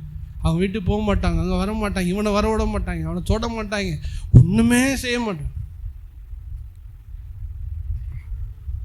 அவர் பிறக்கும் போது என்ன சொன்னாங்க? இயேசு பிறக்கும் போது என்ன சொன்னாங்க ஞாபகம் இருக்கா? தூதர் இடத்துல பூமியிலே சமாதானமும் மனுஷர் மேல் இம்மானுவேல், தேவன் ஃபர்ஸ்ட் பூமியிலே சமாதானம்னா தேவனுக்கும் மனுஷனுக்கும் 2 பேருக்கும் சமாதானம் உண்டு பண்ண இயேசு வந்தார். மனுஷர் மேல் பிரியமா இருக்க இந்த 2 உங்களுக்குள்ள இருக்கணும். ரசிக்கப்பட்ட உடனே என்ன இருக்கணும்? தேவனுக்கு உங்களுக்கு சமாதானம், பாவம் செய்யாம இருந்தா சமாதானம், பரிசுத்தம். 1 பார்ட் ஓகே, 2வது பார்ட் எங்க? மனுஷர் மேல் பிரியம். யாரை பார்த்து பிரியப்படுறா? ஒன்றும் கிடையாது, சண்டை பிறண்டு எடுக்கிறாங்க. கூட்டம் வச்ச உடனே பின்னிட்டு சேர்க்க நினைக்கும்போது எவ்வளோ சேர்க்க நினைக்கிறோமோ அவ்வளவு வெளியில் வருது. பகைக்காத யார் விசுவாசிகள் இங்கே யாராவது உண்டா? யாரையாவது குறை பேசாத விசுவாசிகள் உண்டா? யாரையும் துன்புறுத்தாத விசுவாசிகள் உண்டா? இங்கே யார் முகத்தையும் பார்த்து கூச்சப்படாமல் இன்னும் வர எல்லார் முகத்தையும் பார்த்து பேசுகிற விசுவாசிகள் உண்டா? அவசர பக்தி இல்லையே. இதான திராட்சை தோட்டத்தில் ஒரு கொலை இல்லை, தோட்டம் இருக்குது உள்ள கொலை இல்லை, உள்ள திராட்சை இல்லை, இலை இருக்குது உள்ள கனி இல்லை. பக்தி இல்லை. மனுஷனில் செம்மையானவன் இல்லை, உண்மை உள்ளவன் கிடையாது. வியாபாரத்தில் உண்மை இல்லை, பணத்தில் உண்மை இல்லை, பேச்சில் உண்மை இல்லை, ஆண்டருக்கு உண்மை இல்லை, சபைக்கு உண்மை இல்லை, ஊழியத்தில் உண்மை இல்லை. மனசில் செம்மையானவன் இல்லை. அவர்கள் எல்லாரும் ரத்தம் சிந்த பாருங்க, அவன் தன் சகோதரனை வலையிலே பிடிக்க வேட்டையாடுகிறான். இந்த திராட்சை கொலை எல்லாம் வெம்பி கிடந்ததை எதுக்கு கொண்டு வர்றாரு பாருங்க? பக்தி இல்லை, உண்மை இல்லை, இன்னொன்று சகோதரனை வலையில. எல்லா விசுவாசிகளையும் பார்த்தா சொல்றாரு, ஒவ்வொருத்தையும் ஒவ்வொரு ஆளை எப்படா காலை பிடிச்சி இழுக்கலாம். அதை தான் 5வது வசனத்தில் சொல்லுவார். நீங்க முக்கியமான வசனம், ஒரு படைச்ச கடவுள் இப்படி சொல்றாரா? நீங்க இந்த வசனத்தை யோசிச்சு பாருங்க. ஏசப்பா தான் நம்ம அப்பா, நம்ம எல்லாம் பிள்ளைய. நீங்க உங்க வீட்டில் அப்பா, உங்க 4 பிள்ளைய இருக்குது, நீங்க மூத்தவன்ட்ட சொல்றீங்க, டே தம்பிக்காரன, இப்படி ஒரு அப்பா இருப்பாரா? இப்படி ஒரு அப்பா, டே அண்ணனை நம்பாத மோசக்காரன்டா, காலவாரி உன்னை ஒண்ணுமில்லாம ஆக்கிடுவான்டான்னு ஒரு அப்பா சொன்னா அவர் அப்பாவா? அப்பாதான். நீ 4 பேர் இப்படி இருந்தா அவர் அப்படி தானே இருக்கணும். சேர்த்து டே மன்னிச்சிடுறா, மன்னிடா அப்படின்னு சொல்லி பார்க்குற. கடைசி சொல்லிட்டா, டே நம்பாதான், அண்ணனை நம்பாதவன் காலை வாரிடுவான், தம்பியை நம்பாத காலை வாரிடுவான், உன் பொட்டாட்டியை நம்பாதவன் காலை வாரிடுவான், அவன் மேலே இருக்கிறவன் நம்பாத காலை வாரிடுவான், கீழே இருக்கிறவன் நம்பாத காலை வாரிங்கிடுவான், உன் வேலைக்கு இருக்கிறவன் நம்பாத காலை. எல்லாரும் காலை வாங்குற, காலை இழுக்கிற கோஷ்டிடா, எவன் உன்னை தூக்கி விடுறவன் கிடையாது. அதான் அந்த வசனத்தில் மனம் குமுறி எழுதி சொல்றாரு, சிநேகிதனை விசுவாசிக்க வேண்டாம். அப்படின்னா எப்படி இருக்கும் அவருடைய ஹார்ட்டு? இதாங்க திராட்சை தோட்டத்தில் பலன் இல்லாத கசப்பான திராட்சை ரசம், திராட்சை குலைகள். சிநேகிதனை சொல்றாரு, ஃப்ரெண்டு, உன் க்ளோஸ் ஃப்ரெண்டையும் நினைக்காதான் உன்னை க்ளோஸ் பண்ணிடுவான். என்ன க்ளோஸ் ஃப்ரெண்டு? உனக்கே ஆப்போசிடுவான். சிநேகிதனே முத்தத்தினால் என்னை காட்டி கொடுத்தான். முத்தம் கொடுத்து காட்டிட்டு கொடுத்தானே ஏசப்பாவை, அவனை விடையா வேணும்? உன் கூட இருக்கிற சிநேகிதனை நீ நம்ப வேண்டாம், சூழ்நிலை வந்தால் உன்னை விட்டு பிரிவான். வழிகாட்டியை வேண்டா, உன் மடியிலே உன்னை வழிநாட்டுற லீடரை நீ நம்பாத, உன் ஃப்ரெண்டை நம்பாத. உன் மடியிலே படுத்துக் கொள்ளுகிறவளுக்கு முன்பாக உன் மனைவிட்ட கூட ரொம்ப என்ன பண்ணிடாத, அது துறக்காடா. அவள் அம்மா வீட்டில் சொல்லி கொடுத்து உனக்கு ஆப்படிச்சு விட்டுருவா. அம்மா வீடு வந்தோடனே புருஷனை தூக்கி எரிஞ்சிட்டு ஓடியே போயிரு. எங்கள் அம்மா. கல்யாணம் முடிஞ்சோடனே அம்மாவும் கிடையாது, ஆட்டுக்குட்டியும் கிடையாது. தகப்பனையும் தாயும் பிரிந்திருப்பா. அப்பொழுது ராஜா அவன் மேல் மகனுக்கும் அம்மாவும் கிடையாது, ஆட்டுக்குட்டியும் கிடையாது. ஆனால் அவங்களோட கூட இருக்கணும், அதனால் அவங்க போஷிக்கணும் நம்ம ஒழுங்கின்படி. ஆனால் உங்கள் ஹார்ட்டு சமநிலையில் இருக்கணும். தாய்க்குள்ள இடமே மனைவிக்கும். உயிரோடு இருக்கிறவரை நீங்கள் அவங்கள பார்த்துக்கிறணும், உண்மைதான். ஆனால் ஆண்ட சொல்ற 2 உறவுகளையும் எடுத்துட்டு புது உறவாய் கணவன் மனைவி என்ன பண்ணிட்டாரு, உருவாக்கி விட்டார். இப்போ மடியிலே படுத்து கிடக்கிறவளையும் கொள்ளுகிற அவளுக்கு முன்பாக உன் வாய் திறக்காது. மகன் தகப்பனை கணவன், மகன் தாய்க்கு விரோதமாகவும் மருமகள் தன் மாமிக்கு விரோதமாகவும் எழும்புகிறார்கள். மனுஷனுடைய சத்துருக்கள் அவன் வீட்டாரே. அல்லேலூயா. இது எதுவுமே இல்லை, ஒரு அண்டர்ஸ்டாண்டிங் இல்லை. ஒரு ஆளை காலை வாரிட்டு ஒரு ஆளை பற்றி பேசிட்டு ஒரு மனசை தொட்டு சொல்லுங்கள். நம்ம சும்மா கிடந்தாலும் நமக்கு இன்னொருத்தவன் டாப்பிக்கை நம்ம வீட்டில் கொண்டு வர்றாங்களா இல்லையா?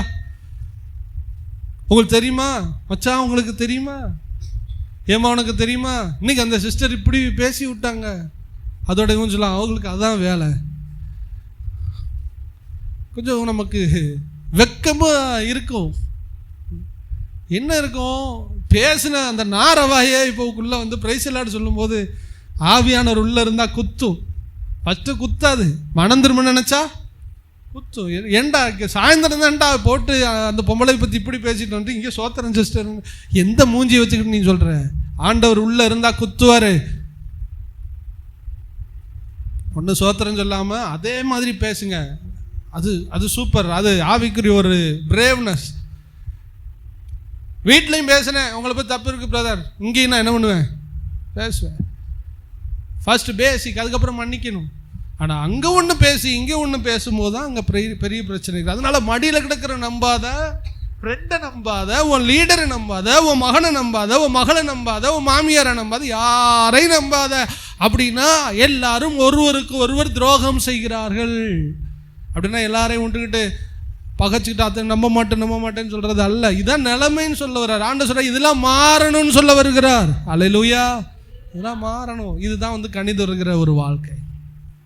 கனிதர வாழ்க்கைன்னா என்ன? பக்தி, உண்மை, பிறருக்கு துரோகம் செய்யாத ஒரு அன்பு நிறைந்த வாழ்க்கை. இதை வச்சுக்கணும். இம்மானுவேல், தேவன் நம்மோடு இருக்கிறார். மனுஷர் மேல் பிரியம். எல்லா மனுஷரையும் நீங்கள் நேசிக்கணும். அப்படி ஒரு ஊழியத்தை கர்த்தர் உங்களுக்கு கொடுத்துட்டார். தேவனை உள்ள இருக்கிறார். நீங்கள் ரட்சிக்கப்பட்டீங்கன்னா எல்லார் மேலேயும் நீங்கள் பிரியமா இருக்க வேண்டும். ஹல்லேலூயா. பிறர் பேசும்போது நம்ம பிள்ளைய பேசுறதா நீங்கள் நினச்சிக்கிறோம். பிறரை பேசும்போது நம்ம தாயை பேசுறதா என்ன பண்ணுவோம் நீங்கள் நினச்சிக்கணும். அதை தான் சொல்கிறாரு, நான் தேடி இச்சிக்கத்தக்க ஒரு குலையும் என்னிடத்துல இல்லை. இயேசு கிணற்று அருகே போகிறார். ஃபஸ்ட்டு பசியை தீர்த்தாச்சு, அது ஒரு கட்டில், கனியை கொடுத்தாச்சு. இங்கு ஒரு தாகத்தோடு கூட ஒரு இடத்துக்கு போகிறார். ஒரு சமாரிய ஸ்திரீ தண்ணீர் எடுத்துக்கொண்டு இருக்கிறார். அவள்கிட்ட போய் உட்கார்றாரு. ஸ்திரீயே, குடிக்க கொஞ்சம் தண்ணி தாமா. அவ சொல்றா, தண்ணி கேட்குறவர் யாருன்னு உனக்கு தெரிஞ்சா நீ இப்படி கேட்க மாட்ட, நான் தான் ஜீவ தண்ணீர் உள்ளவர், அப்படி இப்படின்லாம் பேசுகிறேன். பேசி ரொம்ப நேரம் முடிச்சதுக்கப்புறம் ஆக்சுவலாக ஆண்டவருக்கு தண்ணி தாகம் எடுத்துச்சு. பேசி முடிச்சாச்சு. பேசி முடிச்சதுக்கப்புறம் அவருக்கு தண்ணி குடிக்காமலே ஒரு தாகம் தீர்க்கப்பட்டுச்சு. இங்கே யாராவது அதை கெஸ் பண்ண முடிஞ்சா சொல்லுங்கள். பேசினார், அவள்கிட்ட மேட்ரை சொன்னார், ஆனால் தண்ணி அவர் என்ன பண்ணலை, குடிக்கலை. ஆனால் தண்ணீர் தாகத்தை தீர்த்தது போல் அவர் கடந்து போனார். எங்கே நடந்துச்சு தெரியுமா? அது இவள்கிட்ட பேசி முடிச்சுக்கிட்டே இருக்கும்போது கடைசியாக சொல்கிறாரு, உன் கணவனை என்ன பண்ணு, அழைச்சிட்டு வா. அவர் சொல்ற, எனக்கு கணவனே, எனக்கு அதோட சொல்கிறார், நீ சொன்னது சரி. உனக்கு எத்தனை புருஷர்கள் இருந்தார்கள்? 5 பேர் இதுக்கு முன்னாடி இருந்தா. ஆனால் 5 பேரும் இல்லீகல், 5 பேரும் கணவன் அல்ல, இப்பொழுது இருக்கிறவனுடைய புருஷன் அல்ல. நீ உண்மையை சொன்னாய். நல்லா சொல்லப்போனா நீ மனம் திரும்பினாய். 5 பேர் இருந்த லைஃபை ஆண்டவர்கிட்ட சொல்லிட்டா. எனக்கு 5 பேர் இருந்தாங்க, ஆனால் அவன் என் கணவன் இல்லை, இப்போ இருக்கிறவனே என்னுடைய கணவன் அல்ல, நான் ஒரு பாவி என்று சொல்லி தன்னுடைய உண்மை நிலையை மனந்திரும்புதலை கொடுத்தா பாருங்களேன். இங்க ஆண்டவராக இயேசு கிறிஸ்து தாகம் தீர்த்து கொண்டார். ஹல்லேலூயா. நான் சொல்ல வர பாயிண்ட், ஏசப்பாவுக்கு பசி ஆத்தணும்னா நீங்க ஆவியின் கனிகளை வெளிப்படுத்தணும். இயேசுக்கு தாகத்தை தீர்க்கணும்னா நீங்க மனம் திரும்பி ஆகணும். ஒவ்வொரு முறையும் நீங்கள் மனம் திரும்பும் போது என் ஆண்டவர் தண்ணீர் குடித்தது போல அவர் திருப்தி ஆவார். யாரையும் பார்க்கக்கூட, யாரு எப்படியும் போறாங்க, நீங்க செஞ்ச தப்புகளை ஏசப்பான இடத்துல மனப்பூர்வமாய் ஒவ்வொரு நாளும் அறிக்கை செஞ்சு நீங்க மன்னிப்பு கேட்டு மனம் திரும்பும் பொழுது என் தேவன் தாகம் தீர்த்துக்கப்பட்டு கொண்டே இருப்பார். அல்லேலூயா. மனம் திரும்பாத ஒரு விசுவாசி தேவனுக்கு எதையாகிலும் செய்ய நினைச்சாலும் தேவன் அதை புறக்கணிப்பார். புரிஞ்சுக்கிறணும். உங்களுக்கு 2வது சீனை கொண்டு வர்றேன். சிலுவையிலே தொங்கிக் கொண்டிருக்கும் பொழுது தாகம் தாகம் என்கிறார். கசப்பான காடி என்று ஒன்று இருக்கும், இன்னைக்கு இருக்கிற வினிகர் மாதிரி. அதை குடிச்சா கசப்பான காடி, அதாவது ஒரு மருந்து, ஒரு கஷாயம் போல ரொம்ப கசப்பா இருக்கும். அதை குடிச்சா கொஞ்சம் பாடி பெயின் என்ன ஆகும், கொஞ்சம் மாறும்போது சிலுவையில தொங்குற வலிகள் கொஞ்சம் குறையும், வலி இல்லாமல் கொஞ்சம் சாகலாம். இயேசுக்கு இப்ப தண்ணி தேவைப்படுகிறது. தண்ணி தேவைப்படும் பொழுது கசப்பான காடியில ஈசோப்பினுடைய அந்த கொழுந்து அதையெல்லாம் வச்சுட்டு முக்கி இப்ப எங்க கொடுக்குறாங்க, இயேசு இடத்தை கொடுக்குறாங்க. இயேசு வாயை வைத்து பார்க்கிறார், அது தண்ணீர் அல்ல, கசப்பான காடி. கசக்குது, ஆனா பெயினை மாற்றும், ஆனா தாகத்தை தீக்காது. நீ நிறைய விசுவாசிகள் அப்படித்தான். ஆண்டவராகிய இயேசு கிறிஸ்துவுடைய அவருக்கு ஆறுதல் தர்றது போல, சந்தோஷத்தை தர்றது போல நிறைய விஷயத்தை செய்கிறோம், அது எல்லாம் கசப்பான காடி. மனம் திரும்பாம நீங்க என்னத்தை தான் ஆண்டவருக்கு செஞ்சாலும் அதை அவர் வாயில வைக்க மாட்டார். நீ உன் சகோதரனோடு கூட பகையா இருந்தால் உன் காணிக்கை தானே, அங்கே நீ என்ன பண்ணிரு, வச்சுட்டு போயிரு. உன் காணிக்கை வேணான்னு சொல்லிட்டார். காணிக்கையே வேணாம், ஆஃப்டர் ஆல் பைசா. நீங்க ஜெபம் பண்றது எப்படி ஏத்துக்குருவாரு? மனம் திரும்பாம ஆண்டவருக்கு ஒரு ஆண்டவரை மகிமைப்படுத்துறோம், அதான் காடியை கொடுக்கறது. இருக்கிறதோ கசப்பு, அவர் வழி இல்லாம வைக்கிறோம். மனம் திரும்பிட்டு ஆராதிக்கணும். மாற வேண்டிய விஷயத்துல மாறிட்டு தேவனை மகிமைப்படுத்தணும். யாரோடையும் கசப்பில்லாம சபையில் ஆராதிக்கணும். உள்ளத்திலே தூய்மையா இருக்க வேண்டும். யாரும் எப்படி நம்மளை நினைச்சிட்டு போறாங்க, நம்ம பார்ட்டில் நம்ம சரியா, நம்ம சாட்சியா நம்ம இருந்துட்டு போயிடணும். நம்ம கிளியர் ஆயிடணும். நம்ம ரூட் என்ன ஆயிடணும் சொல்லுங்க, கிளியர். நம்ம ஆண்டர்கிட்ட போய் நிற்கணும், நம்ம ஆராதிக்கணும், நம்ம வசனம் கேட்கணும், ஆண்டவர் நம்மளை ஆசீர்வதிக்கணும், ஆண்டவர் நம்ம மகிமைப்படுத்தணுமே, நம்ம லைஃப்பை நம்ம கரெக்ட் பண்ணிக்கணும். யார் என்ன நினைச்சாலும் எனக்கு பிரச்சனை இல்லை, என்னுடைய பார்ட்டு நான் சரியா இருந்து தேவனுக்கு முன்பாக நான் மனம் திரும்பி மனுஷரோடு ஒப்புரவாகி நான் இருப்பேனே, ஆனால் என் ஆண்டவருக்கு நான் காடியை அல்ல தண்ணீரை கொடுப்பேன். தாகமா இருக்கிறேன்னு சொல்லிட்டு வாயில வச்சாங்க. அவரோ குடிக்க மனதில்லாதவராயிருந்தார். மனம் திரும்புகிற லைஃப் தேவனுக்கு ஒரு இளைப்பாறுதலை. இவ்வளவு இளைப்பாறுதலை தந்தவளை ஆண்டவர் சும்மா விடல. எலிசா கேட்குற, நான் என்ன செய்யணும் இந்த பொம்பளைக்கு? அவ எப்படிப்பட்ட விசுவாசி பாருங்களேன். நம்மளா இருந்தா தங்க வச்சுட்டு நேரம் போய் கேட்பான், ஐயா எங்களுக்காக ஜெபம் பண்ணுங்க, எங்களுக்கு குழந்தை இல்லை, தேவைகள் முதலாவது சொல்லியிருப்போம். ஆனால் இந்த சூனை மூறால் ஒன்றுமே சொல்லாமல் வீட்டில் தங்கியிருக்கா. இவ பார்க்குறாரு, கேஎஸ்சியை கூப்பிட்டு கேட்குற, டே இவ்வளவு நல்லா நம்மளை பார்த்துக்கிறாளடா, இவளுக்கு நம்ம ஏதாவது செய்யணுமே, ஏதாவது குறை இருக்கா, அவளை கூப்பிட்டு வா அப்படின்னு சொல்கிறார். நல்லா புரிஞ்சுக்கணும் ஒரு விசுவாசியுடைய ப்ரேயர் பாயிண்ட். இவா இவ்வளவு நாள் இருந்தேன், நீ ஒரு தேவைகளை கூட என் வாழ்க்கையில் என்ன பண்ணல, என் சமூகத்தில் என்ன பண்ணல. இதாங்க ப்ரேயரு, இதாங்க விசுவாசியுடைய ப்ரேயர், இதான் ஆழமான ஜெபம். இன்னைக்கு உட்கார்ந்தாலே தேவைதான், தேவைக்கு தான் ஜெபம் பண்ண. உங்க கஷ்டத்தை நீங்க ஆண்டவர்கிட்ட சொல்லலாம், பிரச்சனை இல்லை. ஆனா உட்கார்றதே அவர்கிட்ட ஏதாவது வாங்கிடணும். இவ்வளவு நாள் வீட்டில் வச்சா ஒன்று கூட ஒரு ப்ரேயர் பாயிண்ட் கூட பர்சனல் ப்ரேயர் பாயிண்ட் கிடையாது. நான் அவனுக்கு என்னம்மா செய்யணும் அப்படி கேட்குறாரு. முதலாவது தேவனுடைய ராஜ்யத்தை நீங்கள் தேடினா அவர் உங்களுக்கு என்ன செய்யணும்னு கேட்பாரு. உனக்கு என்ன செய்யணும் பதில பாருங்க. அதை விட எனக்கு ஒன்று எல்லாம் என் ஜனத்து நடுவே எல்லாருக்கும் நடுவே நான் என்னவா இருக்கிறேன்.